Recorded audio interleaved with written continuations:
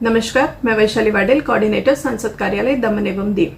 आप सभी को नए साल की बहुत बहुत शुभकामनाएं। आज मैं आपके सामने एक बात रखना चाहती हूँ। हमने फिलहाल नवीन भाई पटेल जी का एक वीडियो देखा जिसमें उनकी हल्की और निम्न कक्षा की बातें सुनकर मुझे बड़ा दुख हुआ। मैं ये सोच रही हूँ कि कोई इंसान इतना नीचे कैसे गिर सकता है, कोई इतना नीच कैसे हो सकता है।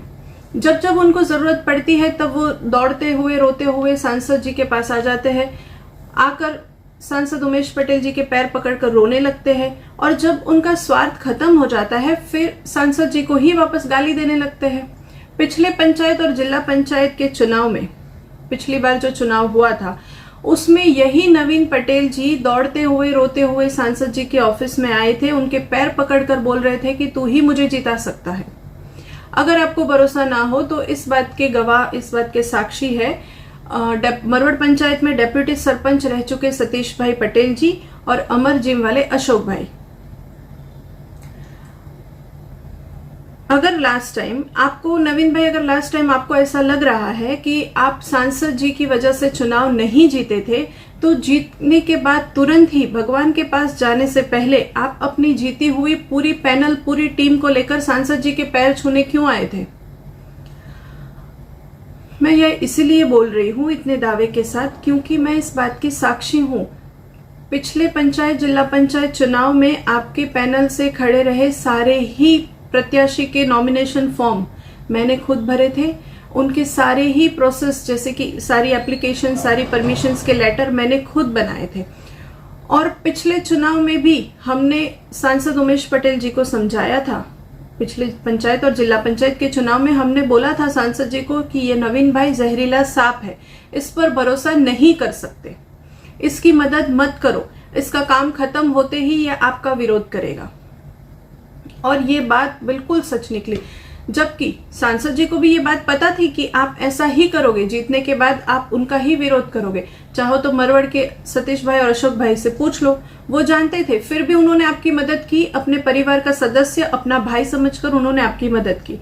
अगर नवीन पटेल जी, अगर ये बातें जो मैंने अभी बताई है इसमें एक भी बात गलत हो तो आप भगवान की साक्षी, भगवान की कसम खाकर बताओ कि ये बातें गलत है। अगर आप एक बाप की औलाद हो तो भगवान की कसम खाकर बोलो कि ये बातें गलत है।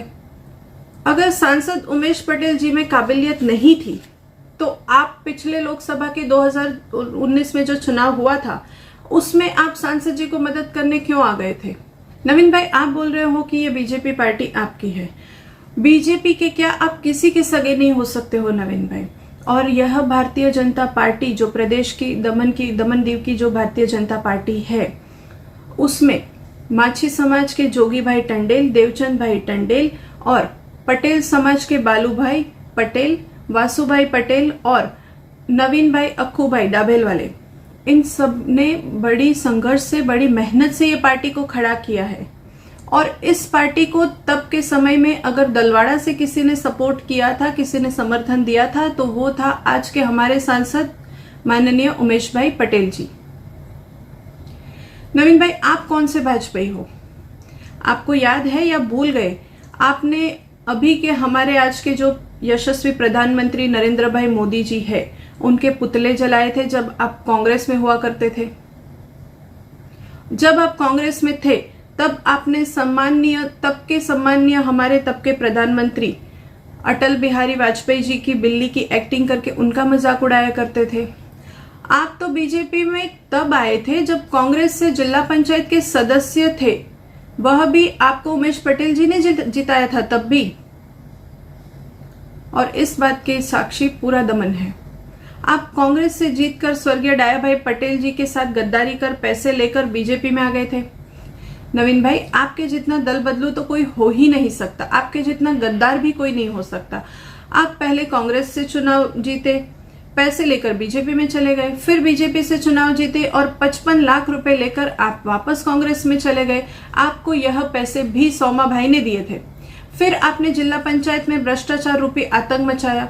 आपके आतंक के किस्से तो दमन दीव के जिला पंचायत के सारे लोग इसके साक्षी हैं। आपके यही भ्रष्टाचार के और आतंक के कारण आप पर सीबीआई का केस हुआ जिसमें आप बचने वाले तो है नहीं।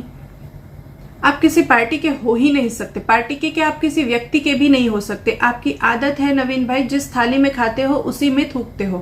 पहली बार कांग्रेस से जीते, कांग्रेस से जीतकर पैसे लेकर भारतीय जनता पार्टी में चले गए, फिर भारतीय जनता पार्टी से जीते, पैसे लेकर भाग गए वापस कांग्रेस में, फिर आप बीजेपी में वापस आए, फिर लोकसभा का चुनाव 2019 का जो चुनाव आया तब आपने बीजेपी के लालू भाई को हराने के लिए उमेश पटेल को मदद की। अब देखो इस चुनाव में भी आपने भारतीय जनता पार्टी, अभी जो पंचायत जिला पंचायत का चुनाव चल रहा है इसमें भी आपने भारतीय जनता पार्टी के विरुद्ध में अपने कैंडिडेट खड़े किए हैं और आप अपने कैंडिडेट खड़े करके भारतीय जनता पार्टी के विरुद्ध में लड़ रहे हैं और आप कह रहे हो कि भारतीय जनता पार्टी आपकी पार्टी है। आप ना ही किसी पार्टी के हो सकते हो और ना ही किसी व्यक्ति के। आप सबसे बड़े विश्वासघाती हो नवीन भाई।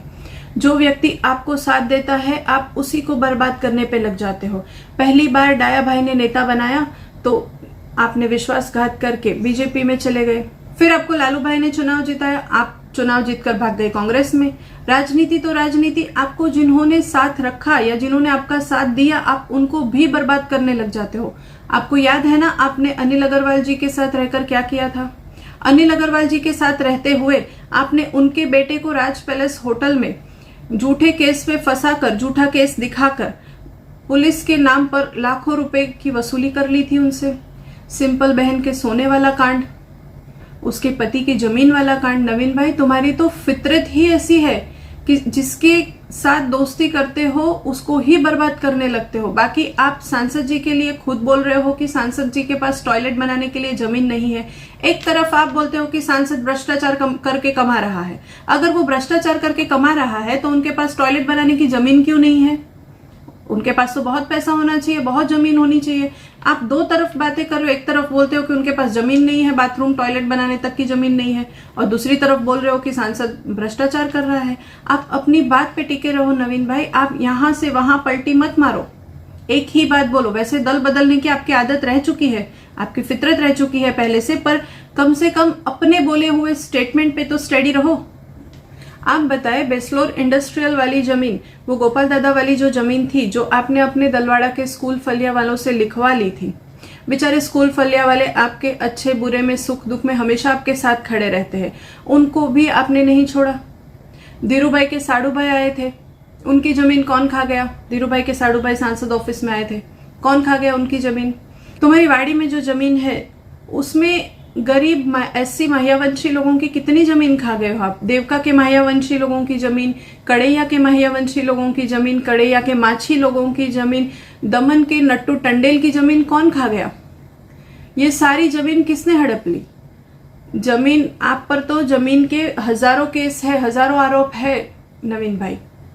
बाकी आप सांसद जी के लिए बोल रहे थे, जरा बताओ देवका के पाली भंडारी की बेटी को डॉक्टर की सीट दिलाने के लिए पैसे कौन लेकर खा गया था?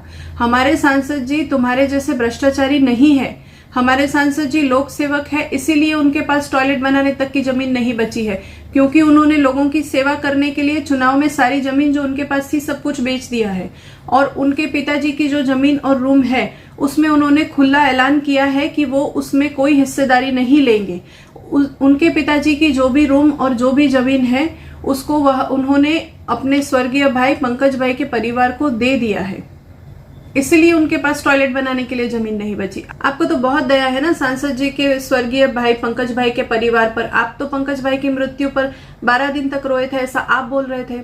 अगर आपको इतनी ही दया है उनके परिवार पर तो आप एक काम कीजिए नवीन भाई, आपके पिताजी को बोलकर सांसद जी के पिताजी की जो जमीन आपके पिताजी ने अपने नाम करवा कर बैठ गए हैं, वह जमीन को आप स्वर्गीय पंकज भाई के परिवार के नाम करवा दीजिए, उनकी मदद हो जाएगी। बाकी नवीन भाई कैरेक्टर की बात तो आप ना ही करें। अगर हमने आपके कैरेक्टर की बात करनी चालू कर दी ना तो आपका घर से निकलना मुश्किल हो जाएगा। और आपके कैरेक्टर के बारे में पूरा दमन, पूरा दलवाड़ा सब जानते हैं लोग। तो कृपया आप अपने तक रहे और सांसद जी को बदनाम करने की कोशिश ना करें और आप अपनी राजनीति देखें। दूसरों के कैरेक्टर पर बोले, दूसरों के परिवार पर ना जाए। धन्यवाद। और आज जो आप वीडियो बनाने वाले हैं इसमें प्लीज इस सारे सवाल का जवाब दे देना जो मैंने आपसे पूछे हैं। धन्यवाद।